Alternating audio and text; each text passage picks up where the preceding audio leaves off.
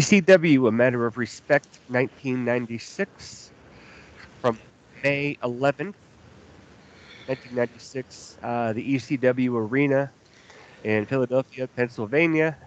About 1,000 people packed in. Joey Styles on commentary.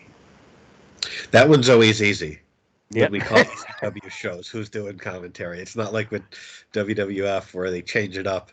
It's always easy. Yep. It's either Joey. Joey Styles or Joey plus one as we go along, but usually just Joey.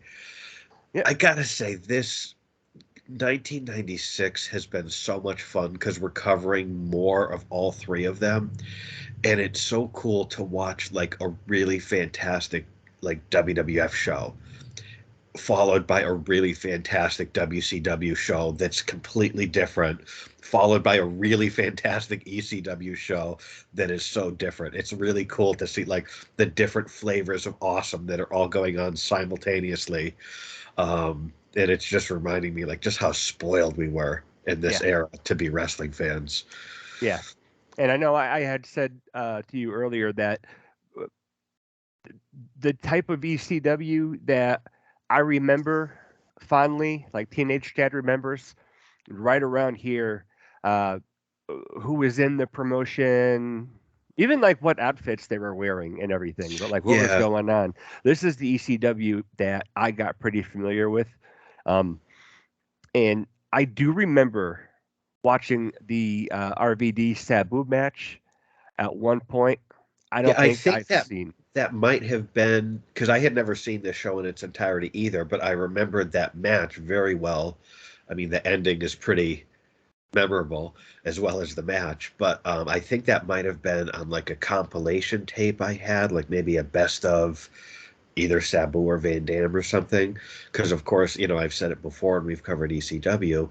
We didn't have access where we're from to the TV show. They weren't doing pay-per-views at this time, so the only stuff we had was stuff that I was able to afford on my party warehouse uh, salary Yeah, and send away for mail order VHS tapes, which wasn't much. yeah. Uh, but I was very familiar with Sabu and Van Dam's match from this show. The rest of this was all new to me, and wow, what a show this was! What a spectacular show this was! Yeah. I know you had picked out our little roadmap of what we're going to cover, and like what you just said, a really good WWF show, WCW, Yeah. ECW, and it's like, man, we're not even halfway through the year yet, Yep. and all of these promotions are, what is that? A rising tide lifts all ships, or something like Yeah. that. All Yep. of these guys are starting to compete with each other. Yeah. And since WWF was not the juggernaut it would become, WCW is the big, expensive fish in the water that everybody wants to catch. Right. And And so very it's, quickly they came out strong, like debut Nitro, and from that point on, like they were in this fight to win it. And this was also at a time when ratings weren't great in the business across the board, and then WCW comes out swinging hard. And so, like, those two are in a fight, and then you got ECW that's just like doing something completely different and very groundbreaking in wrestling. yeah. But a lot less people see it, but word of mouth in the magazines, like people talk. And Well, and we are starting to see more people kind of funnel in one promotion and out to the other and kind of making the rounds too. yeah, like a lot of people are kind of playing like hopscotch with like, I'll go here, then I'll go here, I'll make a stop over here. And, we've seen a lot of people pass through ECW, you know, as they're transitioning from one of the big companies to the other big company. People, Austin, Mick, Pillman, you know, Jericho from Japan. yeah, Jericho, Eddie, Benoit, Malenko, Yeah. Ray. Yeah, ECW has kind of become like a pit stop for guys to one of the big two. And it's funny because every single person you talk to, whether they were there for one match or 6 months or a year or whatever it was, everyone always talks so fondly about their experience, where it's sort of like if they could pay what either the two big ones were paying, I don't know if a lot of people would have left because I know everyone had fun, loved the way they were used, Yeah. so it was just a matter of money because everyone's across the board, everyone's experience is just like, it was a blast, man. Yeah. Well, and there's a lot of commentary from Joey Styles, funny enough, where Dean Douglas and Shane Douglas, there's just a lot more creative freedom in ECW. Yeah, and as a wrestler, you're in a creative business, and to have kind of the shackles taken off. Like I remember Tommy Dreamer, I think on one of maybe it was the Rise and Fall of ECW or something like that. I don't know. He was saying, like ECW is the only company where everyone else says this is what you're going to do, and in ECW it's like, what would you like to do? Yep. You can work that out with, like you said, without any restraints.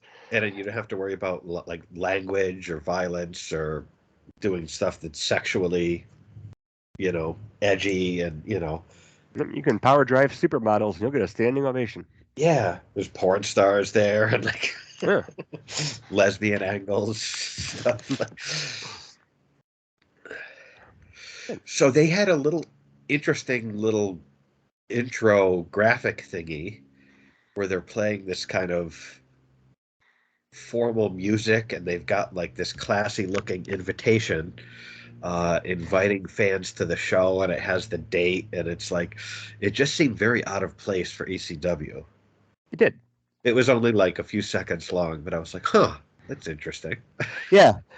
And like I believe they had like I could hear like little like blue blood trumpet music in the background or something. Yeah, it was very like it felt like, I was invited to have like tea with the royal family or something. Like it was that sort of vibe.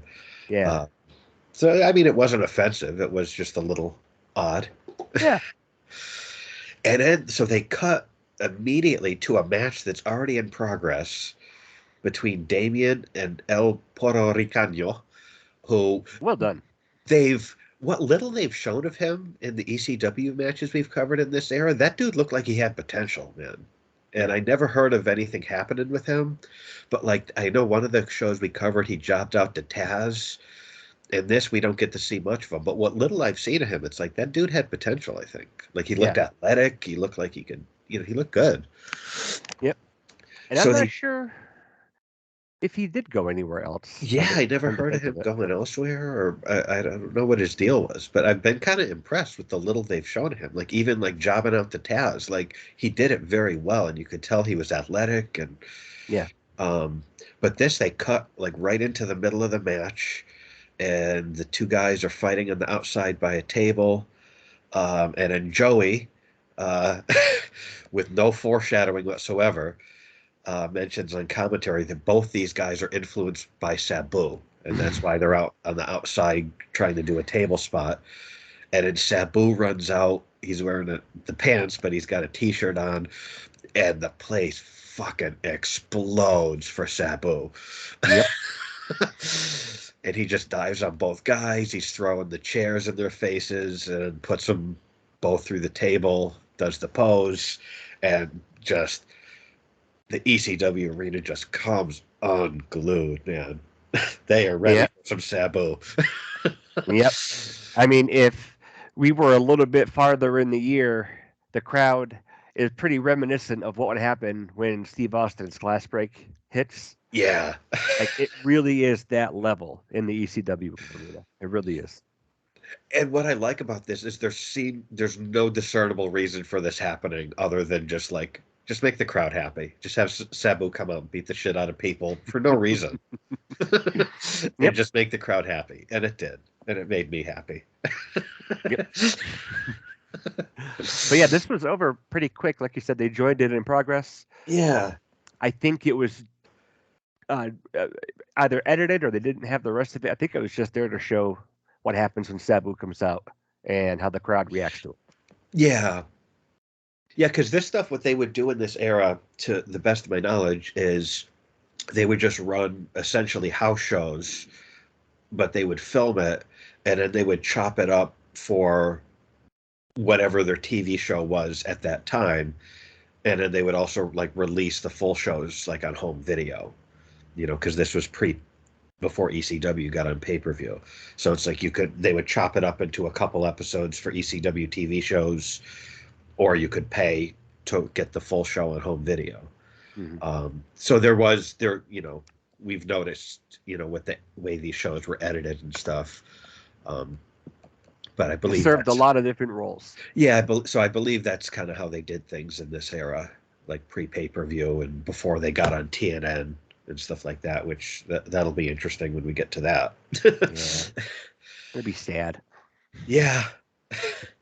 So yeah, definitely we've talked about the way all three of these companies open shows. In this, you could not get a crowd more excited for a show.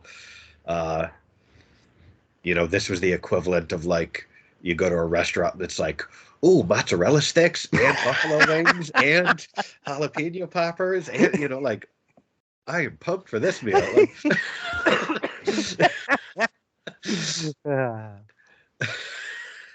I got nothing on that. You win. So then we've got Damian Kane and Devon Storm with accompanied by Lady Alexandra. Yeah. Versus the Dudleys here. And we have seen on the previous ECW shows we've covered, they have a lot of fun with Gertner doing the ring announcements. They never let the man get through them without interrupting him, correcting him, instructing him what to say. Yeah, and that's going to carry over before too long. Yeah. He's going to get a promotion with a neck injury. Oh yeah. He's going to be with up there with Cowboy Bob Orton, longest time wearing some sort of protective device on an injured body part. Bob Orton's hand still isn't good. Yep. He's still wearing the cast. It's still busted. So yeah, Gertner's doing his ring announcements. This is out of the shows we've covered, at least, this is the first time seeing the iconic Bubba and Devon pairing of the Dudleys. They do all right for themselves. Eventually. Bubba is doing the stuttering gimmick at this time, and I popped for he's staring at Lady Alexandra in the ring, and he's like, "My name is Big Tits." And the crowd eats it up. Yeah, that was brilliant. Yeah, and like Alexandra puts on Bubba's glasses and act like she's trying to seduce him, and then the crowd starts chanting Bubba's got a Woody, and he sells it like he does. Trying to get a textbook to hold over his crotch.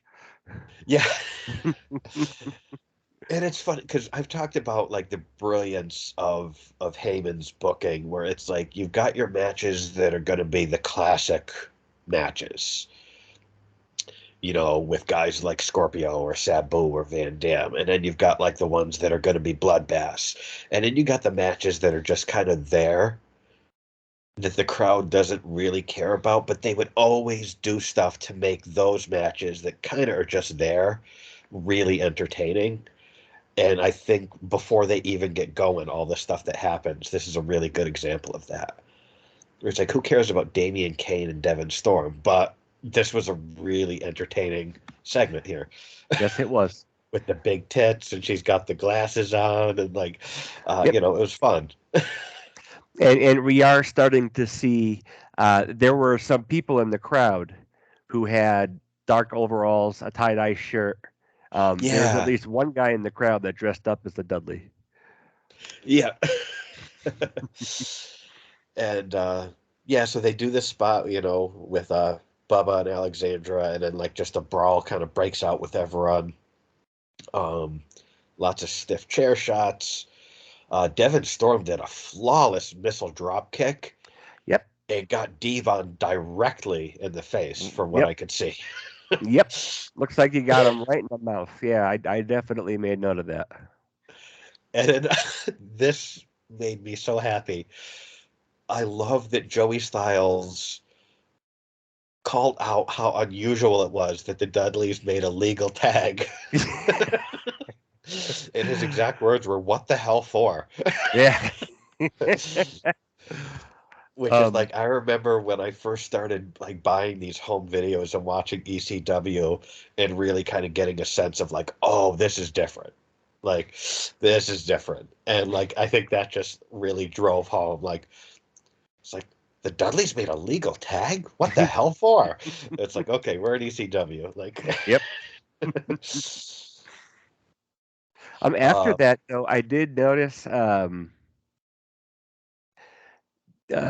Devon Storm got whipped into the corner and got splashed, and it looked like for a minute that he'd kind of gone into business for himself. He absolutely no sold it, and then he gets the chair and he like love taps Bubba, and I don't know if it was because of this or if this is what he was referencing, but Joey Styles says you can see that WCW influence right there. And yeah. I'm not entirely sure if it was that, and maybe I just read a little bit too much into it or whatever. But in an ECW match, just kind of If with the you're gonna chair. swing it, swing it. Like, Yeah, if you're gonna pick it up and use it, use it. yeah, hit a home run. You need to be willing to give it and take it back. So, and yeah, that was probably something Joey just called on the fly, because I mean, Joey isn't shy about taking some shots at the other two. I think that's kind of what ECW fans like about ECW. Yep. Um, and so, yeah, Joey was never shy about taking some shots. And yeah, I do remember him saying that. Yeah. There was a spot that looked brutal where Bubba's in the ring. He backdrops Storm from inside of the ring down to the floor, and he lands on D.W. Dudley's lap. And D.W. Dudley happens to be in a wheelchair. Yeah. That looked super dangerous. It And sure did. everyone seemed to be okay, but it looked brutal. Yeah. And it was kind of cool just looking at this early, at least in our chronology that we're covering. This is the first time we're seeing Bubba and Devon team together. And it's like, you see it right away. And these guys are just so aggressive, even in the early stages here. Um, Just instant chemistry. yeah. And it's funny because there's so many Dudleys in this era. Hmm. And it's like, these are the two breakout stars, you know? Yep. Which is That, interesting. Nothing ever happened with Big Dick Dudley. well, I Because, know he had a lot of health problems as well. yeah, I and don't he know if died they. young. But Yeah. he was a guy where it's sort of like, okay, he's got the look.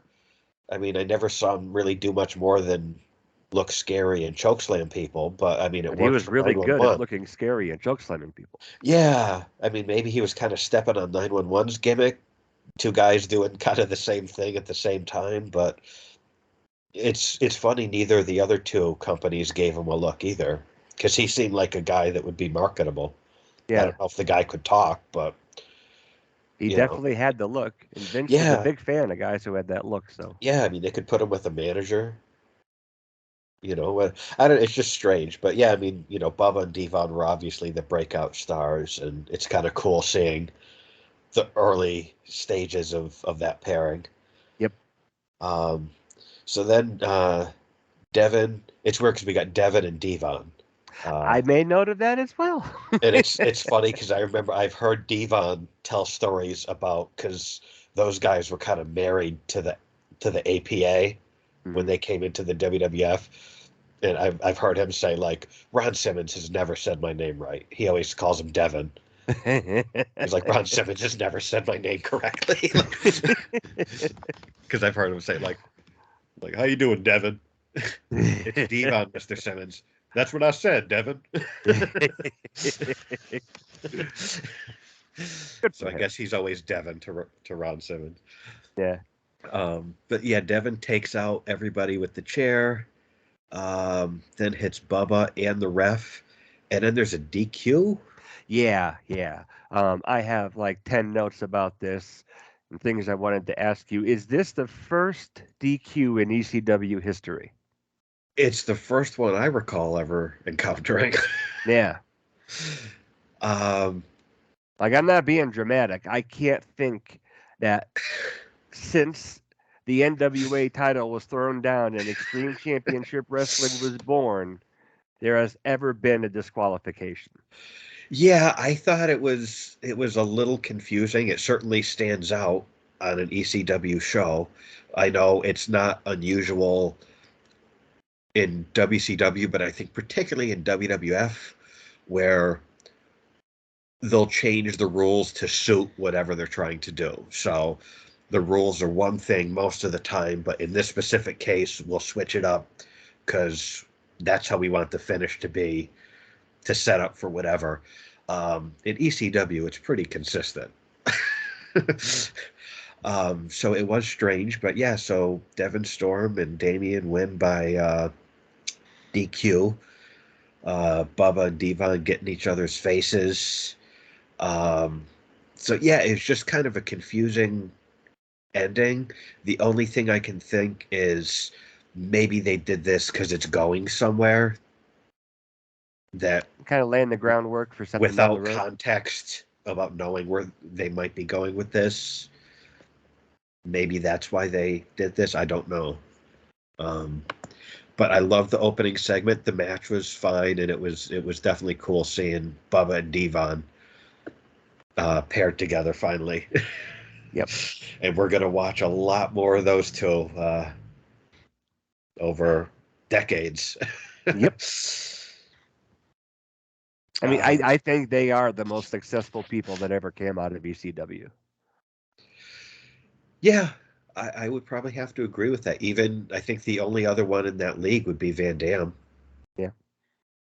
And I think taking every factor into consideration, I think the Dudleys have probably got to be the greatest tag team of all time. If you think about where they've been, how long they've been together, the titles they've won, like taking Yeah. everything, all the factors into consideration, I think they might be number one. Yeah. And I don't know, we weren't really around for the Road Warriors and what they did for tag team wrestling. So taking that into consideration, I absolutely agree. Yeah, Yeah, like all the different promotions that they held tag titles in, but even I mean Bubba had a lot of success as a single star, especially in TNA, multiple time TNA world champion. yeah. Um, And I wasn't really watching much of that, so I didn't see a whole lot of that. But I know he really broke out as a single star in TNA. Um, but no, I agree. I agree with you. yeah. So up next, we've got what a fun team: JT Smith and Little Guido versus Hack Myers and Axel Rotten. Uh, Smith and Guido come out. They drape Gertner in the Italian flag. Uh, and this is a really interesting styles clash as far as the teams go. Yeah, Because Smith and Guido can wrestle. Myers and Rotten are just big bruisers. Um, and I like that, like Guido's doing that, like he can't wait to get at him, the little scrappy, and they gotta like hold him back and wait for the ring announcements and stuff. yep, JT Smith is announced from Sicily. yeah, yeah, This is the first time, at least in the shows that we've covered, that we hear the term FBI, full-blooded yes, Italians. yep, Um, and it also, every single time, I never get tired of how much JT Smith pretending to be Italian annoys the shit out of Joey Styles. yeah. It makes me happy every time. And I don't know if that's legit or if he's playing it up, but it seems legit and it makes me happy either way. Yep. Yeah, yeah. I had to giggle quite a bit at From Sicily, Yeah. and how 90s do Hack and Axel look They in? really do. Yeah. I mean that as a compliment too. How 90s do they look? They definitely look of their era, for sure. Yeah. um, a lot of kind of classic heel tactics from the FBI.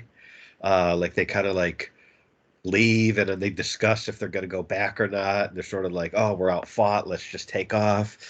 Then Smith and Guido have a discussion in the aisleway about how they're going to go in, win the match, and then they're going to take off and go watch Rocky.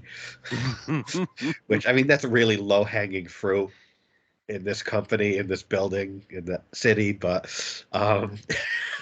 it's working. The crowd's pissed Funny is off. funny. Yeah, it's funny. And I just love how, like, I've talked about JT Smith, just his mannerisms and the gestures. And just, Yep. Very he's, stereotypical 90s Italian. yeah, but he does it so well, and it's really entertaining to me. Mm-hmm. And then the crowd starts chanting that JT's got a Woody. And then he goes, oh, pretty spectacular, eh? Yeah.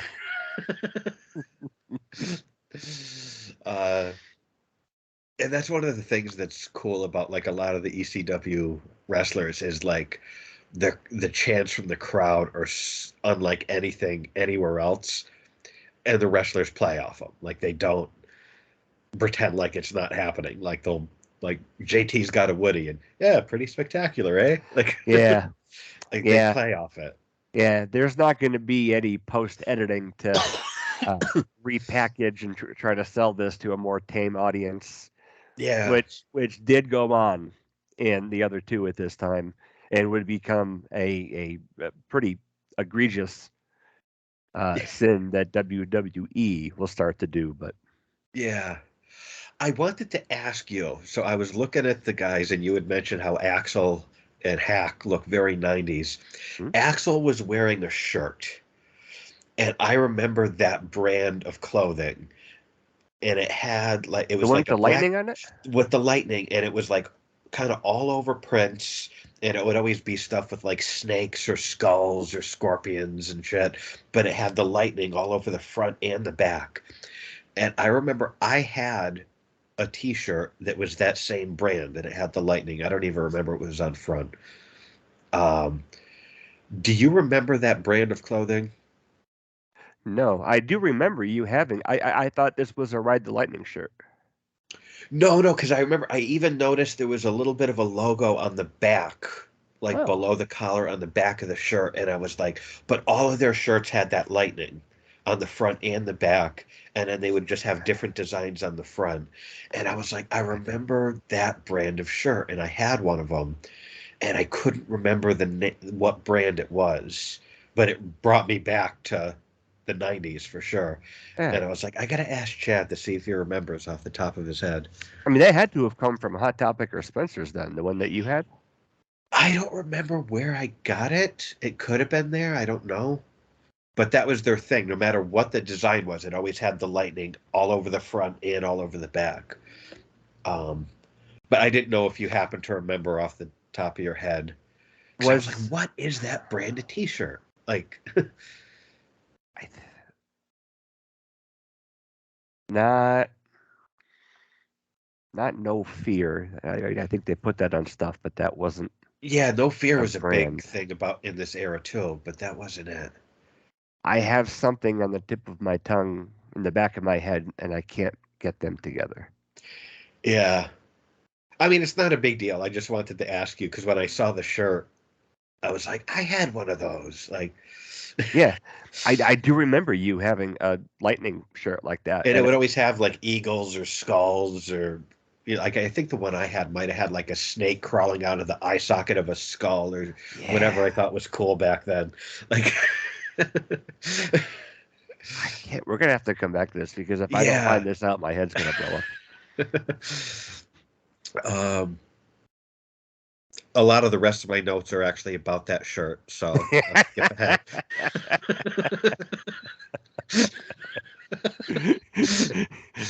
I did read like this is a fun match. Yeah. So then Myers does a sunset flip near the corner on Guido, and then Guido drops down and gets the pin with Smith's help. It was almost kind of like, They um, stole it. yeah. But I've seen Um, like that type of spot before, and I don't know why I didn't write it in my notes, but like a famous match was one that way. well, and right before then, JT was in the crowd and he slaps the hat off of Hat Guy, Yeah. like the mainstay fan of ECW that is in every ECW show ever. He kind of slaps the hat off him. Yeah, I mean they at this point they've kind of just become a part of the show. Yeah, Like Paul should have cut him a check that would yeah. bounce at this point. 'Cause- So after this is where I had to do a little bit of digging. So okay. um, one of the websites that I always go to get information and also to get results is cagematch.net. Mhm. The goal of that website is to log every show that has ever happened, house shows, flyers. Um, People have used Cage Match to actually get an accurate reading of how many matches Goldberg really had Oh in his wow. streak. And again, it's all kind of uh, again like people who went to them who had like flyers that they kept or things like that. Like it even has like a lot of house shows and like dark matches and things like that. So there where I always go just to get a list of the card. They have Okay. in order, and they don't have they do have reviews, but this is actually a German website. So Oh, um okay. I guess I could Google Translate it, but this is just where I go to get the information for all Kind of of that. like an IMDb for pro wrestling. Yes, that's perfect. And so next I had a match. Taz defeats Beef Wellington. Okay. And right after this, I saw Raven coming out, and I'm like, oh, well, maybe he's going to do like an interview. And then coming out, and I'm like, well, maybe they just placed this in the wrong spot on the card. And I did a little bit of searching, and um, that thing on Reddit that I had sent you shows Taz gave the guy a belly to back suplex, and I guess it legitimately broke his neck. I found like a little gif of it. And Yeah. so since this is scrubbed down for the network, I'm guessing that's why it isn't on here. Like it looked like a very brutal spot. But it doesn't look like they were trying to do anything uh, dangerous. Um, Right. so Just so bad day at the office. something like it kind of reminded me of what happened to Big E. Right. And so that was not on the network. This wasn't as great as this card was. Um, I couldn't find a copy of that match anywhere because it was probably pretty insignificant at the time, Right. and like compared to all of ECW history. So, um, what again from everything I can find, there was a match with Taz, a gentleman named Beef Wellington, um, landed wrong on a Tazplex, which broke his neck and ended his career. And so, Well, that's like, unfortunate. Yeah, I didn't know that until you texted me about that, and yeah, I mean it's always that sucks. unfortunate to hear that. And I did make a note as I was watching this show because I don't do any homework before I watch these shows. Um, I was like, huh, no Taz. And then he does pop up briefly later on in the show, but he doesn't wrestle. And it was like, it's strange that Taz was there, but not wrestling. You would think you'd want to have him on the show. Yeah. Because I know at this time he was kind of just mowing through job guys um, a lot. So you'd think, like, why wouldn't you have that on the show? And I guess they did have it on the show. Yeah. Um, Here, I'm going to steal the spotlight for one moment. okay. So this is the GIF that was made.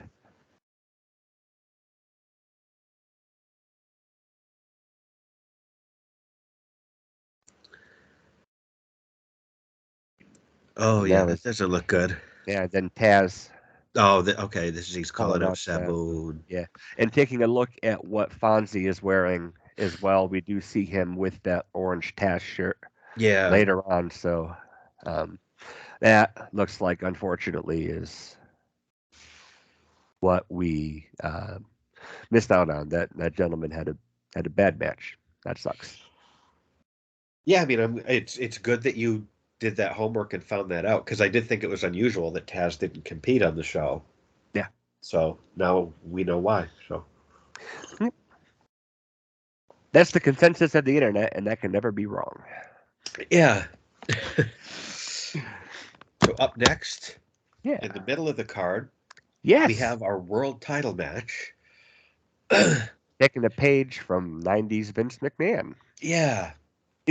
We have Raven, accompanied by Stevie Richards, Blue Meanie, and the Meanie Babe. And wow, I forgot all about her. Yeah. Yep, I did too. And then I saw her, I'm like, damn. Yep. Good for Meanie. Yeah. Yeah. What was that? Miss Patricia, I think. I believe so, yeah. So Raven is defending in a three-way match against Pitbull number two, who is accompanied by Francine and Pitbull number one. And the third competitor is the Sandman, who is accompanied by Missy Hyatt and Too Cold Scorpio. Yeah. And when I saw that, I'm just sort of like, I know that Raven kind of takes the wheel in all his matches. And I know he likes to do lots of shit with run ins and stuff like that. And it's like every one of there's three people in the ring, and each of those three people has at least two people flanking them. So I'm like, this is like right up Raven's alley to Yeah. have all of these moving parts, and I'm just like, this is gonna be good. I had a very similar thought, and Joey made notice of that too. There's more people outside than there is Yep. inside. So I was like, this is gonna be fun. Yeah, Um, and all of these guys are quite capable, yeah. Oh and yeah. and if, to be in the running to be ECW World Champ, and so I got like Yep. little goosebumps. I'm like, this is gonna be cool. Um, Yeah. I did not get goosebumps when Meanie unzipped his assless chaps. I did chuckle a lot when he did the Sean pose and Stevie was above him. Yeah, they did like the dudes with attitudes thing. Yeah, Little preview of Big Stevie Cool. that's right. I was hysterical. And then they're like Absolutely Stevie and Meanie hysterical. are dancing like Sean. Stevie strips to his underwear. And then I just had to pop because there's all this silliness with Stevie and Meanie who are so entertaining and funny and goofy and not afraid to make a fool of themselves to make us laugh. And then they cut to Raven, who's sitting in the corner, expressionless. And it's like, and you know, this was everything they did was Raven's idea. Like, and he's sitting there, like, not selling a thing. And it's like, how does he do that? And even Joey asks, it says on commentary about how Raven can keep a straight face. Yeah. And then they do a spot where Stevie tries to put on Meanie's shorts and they don't fit. Joey says he's about to lose his lunch. And it's just like ECW was so good at this sort of stuff, just making us laugh. And like they had such a good balance of like humor and then violence and athleticism. And like they were so good at just kind of like it's like a buffet and they gave you a little of everything. Yeah. And the BWO just spot on. I mean, Yeah. just brilliant. Um, and then so Francine, who's also known as the Beastmaster, apparently, Yeah. uh, she looks great. The Pitbulls look like they've been in a car crash. Yes, I Pitbull noticed that. one's arm is in a sling, and Pitbull two's head is wrapped up in bandages. Uh, Joey on commentary says that Raven's opponents were picked by a fan ballot and that Pitbull 2 and Sandman tied, which I find hard to believe, uh, with no disrespect to the Pitbulls, but maybe they did. I don't know. And so that's why it's a three-way, is because Pitbull 2 and Sandman tied in the fan ballot, and so they said make it a three-way. I think that is as legit as who draws number 1 and 2 in the Royal Rumble. Yes. Yep. But Doesn't mean, at least they explained it, even if it was bullshit. They explained, Yep. kept the fans informed. Yeah, and even just the sight of this, all these people getting in there, lots of little, well, because we had Stevie in the dog collar match where he was tied to Francine, and then you have, each one has a female valet. Yeah. So you can just, you could just see this boiling over, and I was excited to watch. Yeah, I really was too. And even just the entrances were fun. And then Sandman comes out with Missy and Scorpio. And how is that not the most odd couple tag team ever? Like those guys have the tag titles. Yeah. That is the most odd couple. Like you could not get two more different people than Scorpio and Sandman to be partners. Yeah. And I don't know that it was one of those classic tag pairings where you have like a really good technician or solid mechanical wrestler, and then you've got like a powerhouse. Is this like the ECW? That Sandman is not a powerhouse, but he looks like he does multiple felony assaults every time he's in the ring. Yeah. He's a brawler for sure. Yeah. Is this I like don't the really know. ECW Heart Foundation? I don't really know the genesis of how these guys were thrown together, but it is an odd pairing. But I gotta say, like on their entrance, all three of them looked like they were having fun. Like Scorpio's posing on chairs with the cane and Missy, and Scorp looks like he's having fun out there, as does Missy and Sandman. Like it just looks like a bunch of buddies just hanging out. Like you wouldn't even think they're about to have a match. Yeah. So, and I made a note like that the entrances and the ring announcements are probably going to be way longer than this match itself. That's And fair. I love that they kick things off with a three-way collar and elbow Yeah. tie up. That was fun. And then they do a lot of power spots where Pitbull 2 is just overpowering both other guys, which, yes, that makes sense. So I need to jump in. There is something I forgot. Okay. When Sandman was being introduced, Joel Gertner introduced him from South Sandy, Utah. And that perked up my ears, and I did as much searching as I could and could not find any record that he was from Utah. Sandy is about halfway between me and Salt Lake.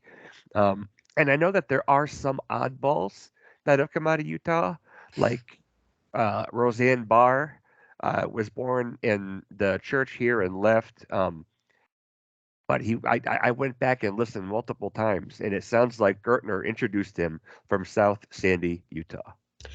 I believe I've heard Sandman in interviews say that he did have a home there, and I think he had a construction company there. I think. Gotcha. Okay. I could be mistaken, but I think I've heard him say something to that effect. I don't know if he was originally from there or not. I don't know.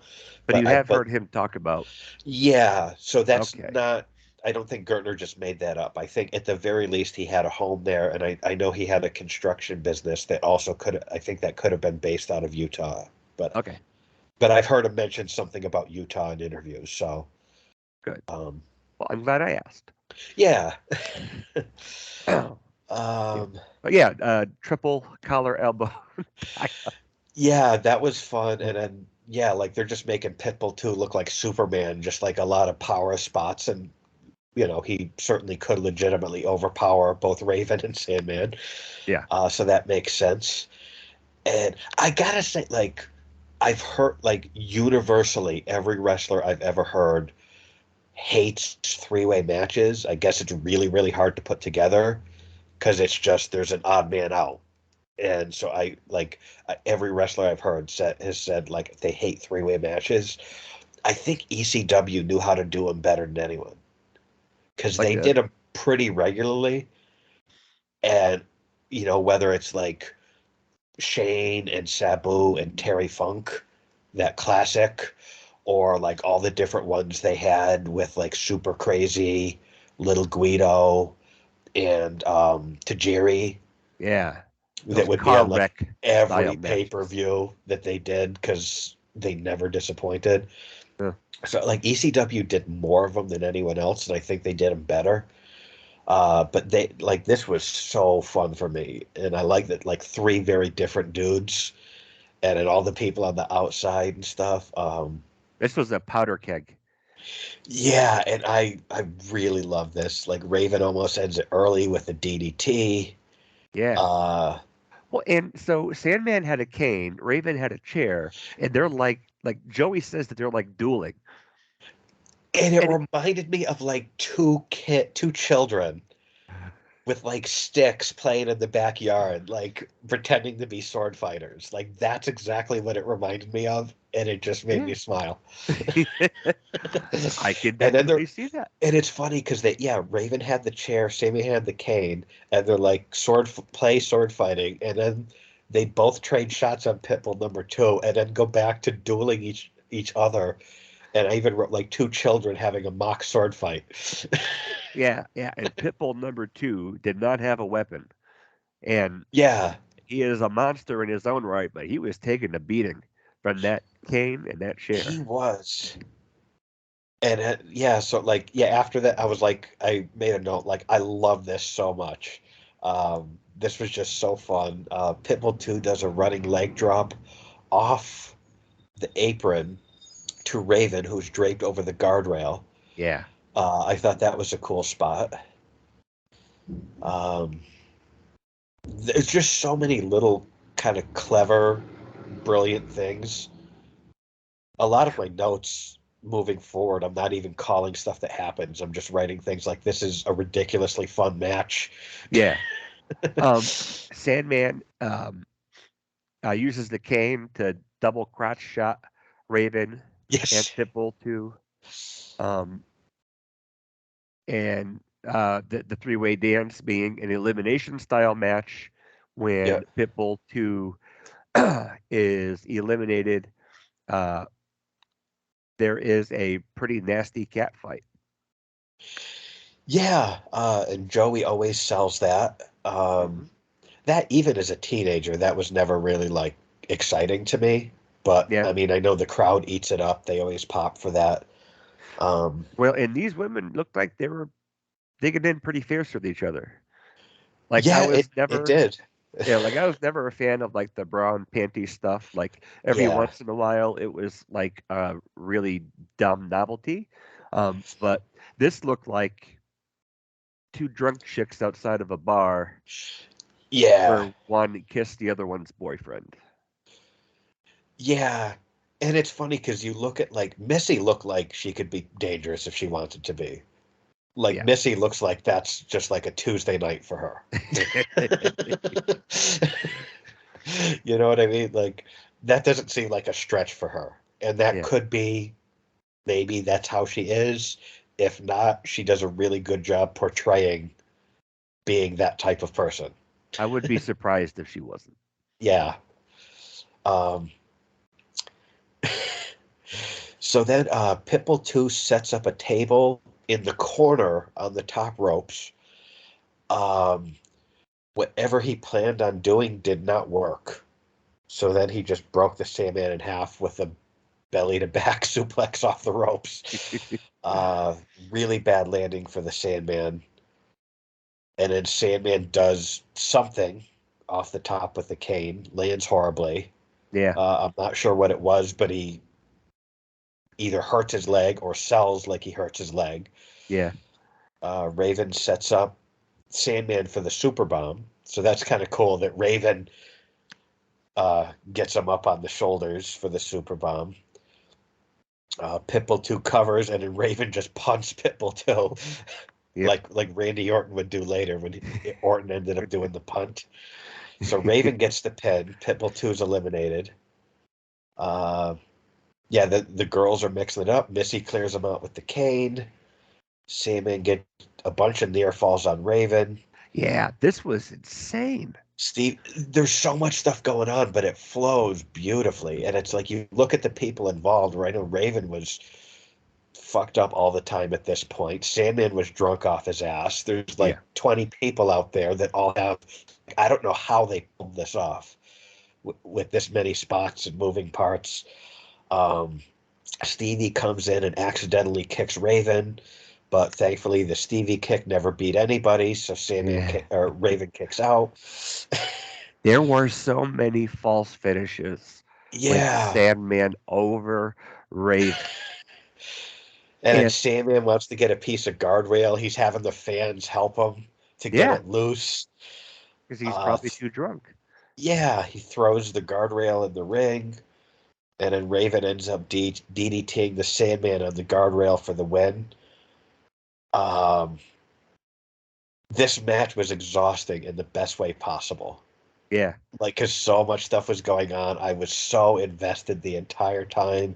They did such a masterful job of involving all the other people at the right time in the right way. Yeah. And this was going 1,000 miles an hour the entire Yeah, time. it was. And it's one of those things, like I look at this, and this match has Raven's fingerprints all over it. And I sit there and think, like, why was Raven never in the Pat Patterson position in some company at some point? Why did that never happen? Because he seems like he would be perfect to be like whatever TNA's Pat Patterson or Ring of Honor's their version of a Pat Patterson. Because I feel like Raven would really do great in a role like that, like coming up with finishes and helping people come up with spots and matches. I don't think you're wrong at all. And I don't know. Yeah, I just like looking at this because I look at this match and I'm like, this is a Raven match. I could picture Raven just like directing traffic before the match, like, and then you come in, Missy, with the cane, and then you do that, and like, It's like spinning plates yeah, on like little rods and just keeping everything going. And it was epic. Like I was literally on the edge of my seat watching all those false finishes with Sandman over Raven, and the crowd was just getting in. 1, 2, oh! yeah. I mean, just It everything was about how great. this was structured was perfect. Like, it was so good. Like, and the fact that all of those people pulled it off, because if one person isn't where they're supposed to be or screws something up, it messes up the flow for everyone else moving forward. Yeah, So credit to everybody who was here, yeah. who was involved in this. If somebody's timing was off or they were out of position, I couldn't tell you when or where that was. Yeah, it certainly wasn't noticeable to me. Like, this was fucking fantastic. And Yeah, so then Raven basically escapes with the title. The people are disappointed, but they want their feel good moment. The Blue Meanie's going to pay for Raven's sins. So uh, the Pitbulls and Sandman unite to whip Meanie's ass. yep. They super bomb him. Then the Pitbulls, Missy, and the Sandman celebrate with the beer bash. Pitbull number one's arm is better all of a sudden.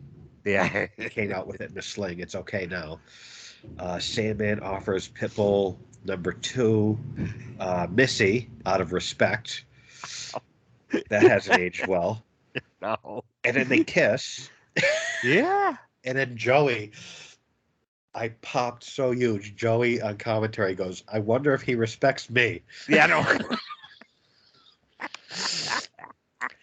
I popped so like I was literally laughing out loud just watching it by myself, because Yeah. it was out of respect that Sandman offered Missy Hyatt to Pitbull #2, and Joey, without missing a beat, I wonder if he respects me. Yep.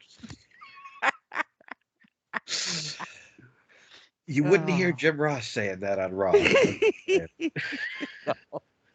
So then Francine comes out and she is not happy. she attacks Missy. Francine seems like she could fuck someone up too. Yeah. Like none of these women seem like pushovers here. Francine reminds me of my cousin Tammy. I can see that. Francine always kind of scared me a little bit. Yeah. Like she seems like someone you want to stay on her good side. Yep. Yeah, so Francine comes out and attacks Missy, and there's a pull apart, but like, damn, was this good? This was really, really good. And then Sandman gets on the mic. Yeah. And cuts a little bit of a promo that also is not aged really well, saying that since he offered Missy to them as an olive branch show of respect, here, like something out of Sons of Anarchy or something. Right. And this led up, Sandman felt personally slighted and disrespected because the sexual offer that he had made through Missy to them was not accepted graciously. And it ended up in a cat fight. Yeah. He is personally slighted over this. Yeah, I mean, when you offer someone a human being, like you do, yeah, you accept that other person is expected to accept the offer of a human being graciously and with respect. Yeah. So I'm equally as offended as the Sandman that I'm at Pitbull least 2, equally as offended. because that's just a lack of respect for the Sandman. And now these guys got to have like a blood feud because of this. Don't disrespect the Sandman. That would have to be one of the dumbest reasons for a feud to have started. It would have. I offered you a human being and you didn't accept her. We need to fight this out. We need to settle this. There's got to be one of the dumbest reasons for a feud. That's up there with Eddie and Ray fighting over the custody of Dominic Mysterio as one of the dumbest reasons for a feud to exist. That would. But yeah, and so this was, there is also a difference between something like that happening in the real world and it being a work. And so it is funny. It is very funny because it's a work. I've not been numb to the politically correct culture nowadays, and so it's not that this was funny because it was real. It's funny because it was not real. Yeah, this was like entertaining to me because it was ridiculous. Yes. Whereas, let's say Eddie and Ray fighting over the custody of a human being, they portrayed that as a shoot, which made it dumb and offensive.